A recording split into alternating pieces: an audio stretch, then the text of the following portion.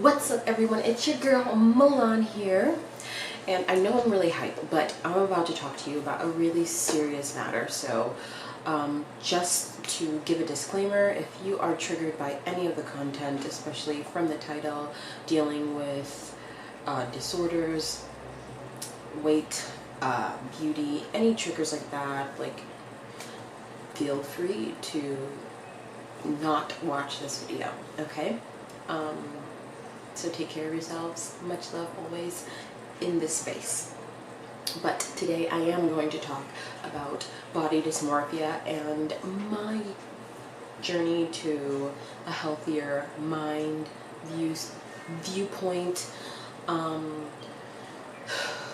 acceptance and love for myself, for my body, all of those things surrounding this body image topic. So let's get right into it. I will say I already recorded a video. I'm doing it over because I was kind of seeing what I would want to say. And it's not an easy topic because these are like real situations and really real feelings that I had. But this is why I'm on YouTube, to be vulnerable with you guys, to be able to connect with you guys, and to give you maybe a little piece of advice that helped me, and how I got this far into loving myself. Okay, so I don't know about you guys, but on social media, when those videos or pictures would come up from like 3 years ago on the same day, like they've been coming up more recently, and because I was heavy on like social media, posting stories and whatnot, and I look at the videos, I look at the pictures. Of course our body weight it fluctuates, it goes up and down, and I know this, but I was looking at the videos and pictures and I'm like, oh my god, I was beautiful, I was cute in there, or like I was really skinny, or I looked really fit, I wasn't as big as I thought. And I don't know, I was just in those moments I felt not my best, and that was like coming from not a place of love, like, you know, when you're like, I don't feel my best today and I could do better, like fix my hair up, my clothes, my appearance. But it wasn't like that, it was more of like a negative type of deal and what I felt, and it had a lot of like layers to it, and I didn't, in the moment of course I didn't really know that, and I didn't really think that I looked all that great, or you know, I was as skinny or fit as I was, and I always wondered, like, why the hell was I in that mental state? I didn't know it was body dysmorphia, because I would look at myself and I didn't see, like, I was skinny, I was fit, I didn't see those things about myself. I don't know why. I know, well, I guess I can't say I don't know why. I do know that, I don't know, I never thought I was ugly, but I know my relationship with my looks or my appearance was always tied to being a certain size for a guy to like me, or feeling the need to be in a relationship to feel like, or like, if I like this type of guy, I had to be a certain size for him to like me. He wouldn't like me if or like I wasn't a certain size, or if my hair, not that it was too big or poofy, if it wasn't long enough. Like I used to think I needed long hair, skinny body, all of that. I wasn't one to feel like I needed to show my body, or any of that. I just thought I needed to be a certain size. Hold on one second. Yeah, I was like, in the videos that I watched, I'm like, oh, my hair wasn't even all that short, and even if it was short, it looked good. Like, I know how to style my hair. I just didn't have the right association with it, because I know that it really had to do with the one specific guy that I was like really into, and I knew the type of girls he liked, and I was like, okay, I gotta look that way so he can like me. Very, very degrading, very like altering to my confidence and shattering. And it really affected me because every time I would show up, I'd be like, do you like me now? And then change the way I looked, and then show up again, do you like me now? And it wasn't good enough. And I'm so sad that I had to, like, I put my younger self through that. So I apologize in advance. I mean, I apologize to you, young me.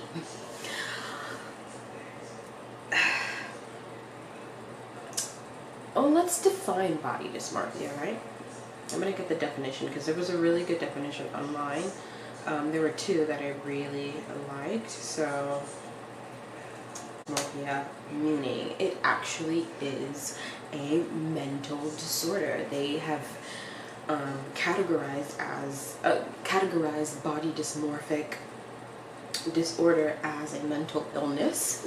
I'm not diagnosing anyone, and I'm not diagnosing myself. I don't like putting labels on myself anyways, but I know that I just didn't see myself the way it actually looked like. So here's the definition.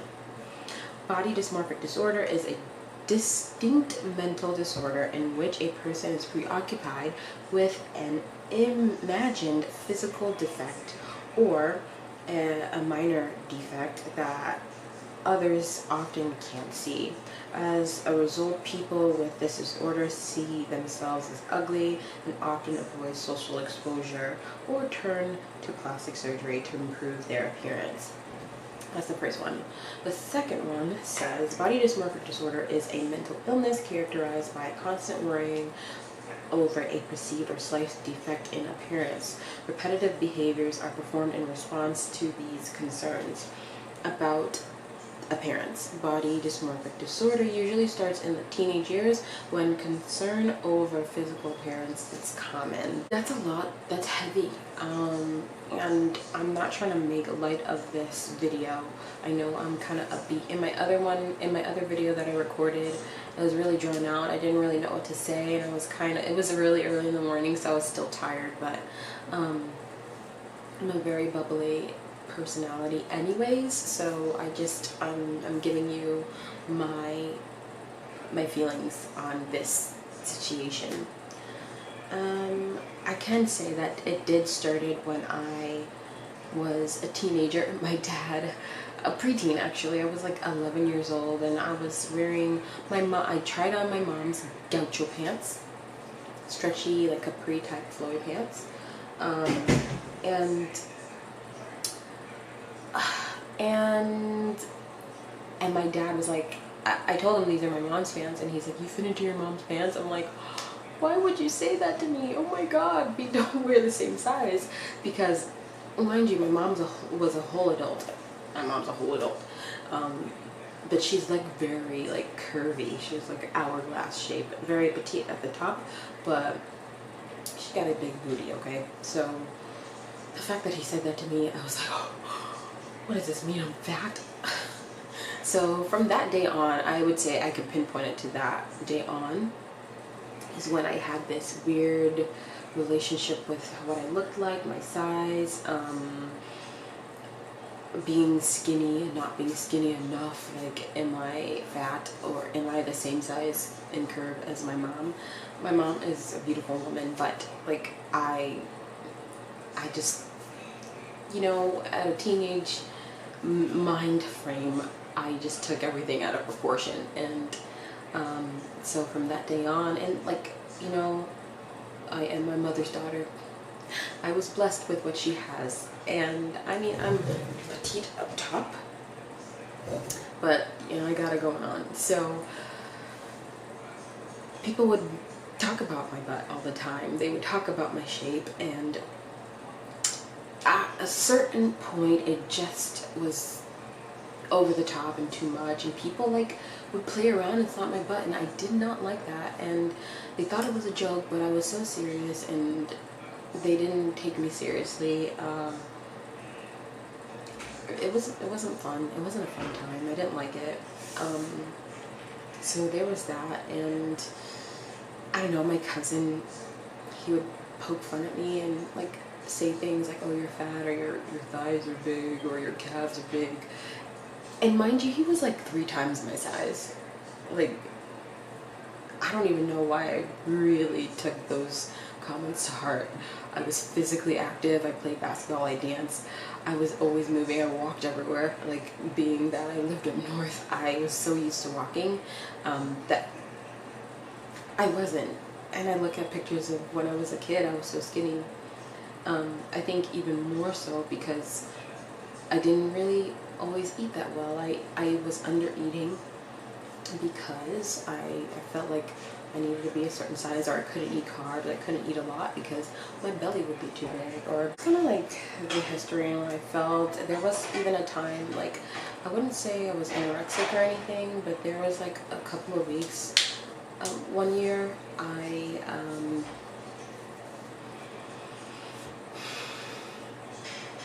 was a really hard time. I didn't realize this was like harming myself. I just wanted to be skinny. But I would only eat a bagel a day and then have mints to really suppress my hunger and keep me full. And I think I got to a point where it was really hard for me to like breathe and lay down because I really felt like I was getting so small. I felt my ribs when I would lay down. It was kind of scary, and I'm like, I don't like this feeling. You know, thankfully I wasn't in that place where I'm like, I'll do anything to be small. Because when I felt that, I was like, yeah, I don't want to do this anymore. I don't want to feel this way. It really scared me. So there was that. After high school, I would have dance classes and then go straight to the gym and not really eat. I'd have a smoothie and trail mix and maybe one meal, and I was so small, but I didn't think I was. It's so weird. It's so weird. I don't know. And I'm so sad. I'm so sad that I treated myself that way. So now that I'm older, how did I get over this? How did I overcome this? I would say that, well, I was always working out. I overworked out. I didn't take rest days. I would sometimes work out twice a day, 3 times a day, just to stay fit, because I ate and I'm like, oh, I had carbs, I have to work it off, like these calorie counting everything, like keeping, like micromanaging every little thing that I put in my body. And it was obsessive. It was really unhealthy, really toxic to my mental health. It wasn't good at all. Hold that up. Yeah, so I would micromanage everything that I put in my body, and so that was my relationship with food. I would say now, well, let me just go through the things that, so my relationship with working out, I wouldn't take breaks, I would not eat enough. So that's like a bad combination. Not to mention I was plant-based, because I was like, if I'm plant-based, I'll be even more skinny, because all the people that I saw that were vegan, I know that they're skinny, so that should work for me. That's kind of the tie that I had to being vegan, and I never truly said that out loud to anyone, so this is me admitting it to all of you. Yeah, my relationship to myself, I mean, I liked myself. I thought I was a good person. I thought I was pretty, whatever the case was. But I think I was doing some like self-sabotaging things that I wasn't aware of.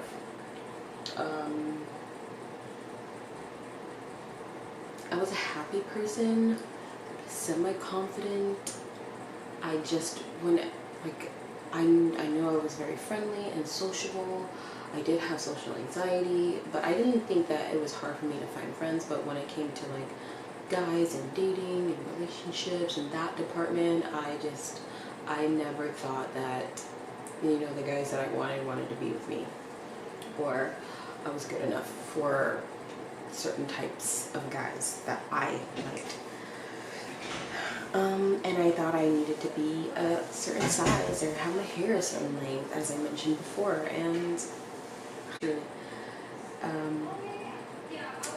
now I would say where I'm at, I'm definitely in a healthier place. I think being able to, and how I got here was through, like, you know, self-love and self-care. And what does that mean? Like, truly finding a place that I'm happy in, like literally a physical place. I moved to the city that I loved. I've been saying I've been wanting to come here for the longest. My time in Florida was coming to an end, and I don't know, I just like to move around, just like exploring different things of my interest, going after my career, eating the foods that I like, not limiting myself to treats that I enjoy, working out when I want to, and not feeling obligated to work out, to be a certain size. I also found, like, my health, having the right nutrients and supplements help my mood be in a good state. And being around people who are positive, who are affirming, who are healthy, and put out positivity, I would say a big part of why I was unhappy internally and subconsciously was because I wasn't happy. And that's like for another video. Just certain things, certain people in my life were really weighing me down, and I didn't realize it had an effect on myself, my self-esteem, my confidence, and how I showed up fully, like to be this like thriving and exuberant and self-loving, self-nourishing person, the best version of myself, right? So it's been a long journey. I can't even say that it's been a long time. I think in the last year, definitely through COVID, before that too. So when things started to take off, when I really started to find parts of me that I enjoyed and I held on to and not suppressed because I needed to fit in with certain people groups or a belief system because everyone believed this thing and now I have to succumb to it in order to fit in. Like I let go of all those things, all those things that weren't serving me anymore, and from that point on, so it kind of started in 2018 when I left school. I went away to Boston and I was just trying to discover myself and what I wanted. I knew I wanted music. I knew I wanted to be in my own place. I knew I wanted to be happy, and I didn't want to be in Florida at that point anymore. And I needed to get away. I needed to get away from a lot of things. I used to say that traveling was like me running away, but I wasn't running away. I was just trying to find peace. Me being booked for shows, like having that that feeling of accomplishment and success was definitely a great feeling. Being booked for acting gigs, like it just kept coming and coming. And my move to New York kept being pushed back because I kept getting booked, and that's not a bad problem, right? So I just kept getting booked, and well, COVID happened after that. Like after I ended a big show and I saved a lot of money, and I was like, I'm gonna move here. Side note, sorry if my face is looking like, my smile is looking like not authentic. My gum is actually in a lot of pain, and it might look swollen to you. So that's what I'm dealing with right now, which is why like my smile is like weird. It's kind of slightly painful, so bear with me. But yeah, I save money. I'm like, this is the time. This is it. Even if I get booked, I'm gonna go. And then the lockdown. but it gave me a time, it was a time where I was able to reflect on the things that I actually really wanted and get clear, really clear on my wants. That was actually the time where, the first time, I think in my whole life, I was able to sit with my mind and not be distracted by bookings, by friends, by music, by movies, things like that, and hear my thoughts and hear the things that I wasn't happy about at all. A lot of it just came like crashing down on me, and I wouldn't say it's a mental breakdown, partially, but that's when I was like, I need to go to therapy for real this time. Like, I need to take care of myself. And I was in a place of attracting a partner that I wanted, and in order to do that, I thought I needed to go to therapy for that, because I wasn't getting the right guy that I wanted. But come to find out, I needed to work on a lot of things that had to do with my childhood, and I think that's where this all boiled down to, because yeah, it all stemmed from all this whole dysmorphia thing started when I was 11, 12 years old, preteen years. So I did all that, and here I am today, and I would like to say I'm very healthy, mentally, physically, emotionally. I'm still working on myself. A couple of days ago, I had a little bit of a panic attack / breakdown, because just old thoughts were coming up, like old things from childhood that I haven't addressed and talked about and taken care of, like really like acknowledged, like, this is what I went through, it hurt, and now what? So yeah, how did I get over it? I think that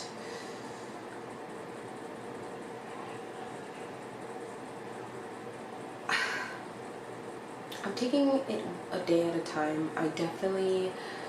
Here's the thing, if I know myself and I want to be a specific size, especially with my career, I want to be healthy and take care of myself, and the industry that I am in, it is based off of my appearance. I get booked for what I look like a lot of the times in the modeling, acting, commercial stuff. I never felt pressured to change or alter myself by any of my peers or casting directors or people, but I know I can be really hard on myself, but I have a high standard for myself in what I want out of my career and my life. So like, I'm like, you know, if I want to be a certain size, I'm going to do it the healthy way to get that. If I, you know, I'm going to look a specific way, I'm going to take care of myself in the way. And I've done a video about caring about your appearance, and it actually did well on my other channel. It's still one of the most watched videos on my channel, on the other one, so check the link below. But yeah, I take care of myself, I eat well. I've been implementing, I eat enough. I've been implementing intermittent fasting. I do like a plant-based keto. I'm still very much like vegan friendly foods, plant-based, and I would say my weight hasn't fluctuated in a very long time, because I am eating well consistently, and with that comes in intermittent fasting, and it comes naturally. But those two hand in hand work really well together, and I don't feel like chained to having to work out every single day, and if I don't, I'm going to gain so much weight that I don't feel comfortable with. And I do a lot of affirmations, and I speak to myself in a positive way, and I speak to myself in the way that I see myself and how I want to, who I want to become, the best version of myself. And I say, I write these down in my Instagram. I say them to myself often, and yeah, if you're not following me on Instagram, make sure you follow me so you can get those positive updates. I have been off of social media for a while to take care of myself mentally, but I have been posting on YouTube, and I'm getting back into the swing of like my social media presence for my work, and taking that to the next level because I feel healthy. So this is like, these are some of the affirmations I say. I love you. I love myself. I'm thankful for the body that I have. I love the body that I have. I love myself the way I am. I'm able to change things in a healthy way. Like, I have a great relationship with food. I love food.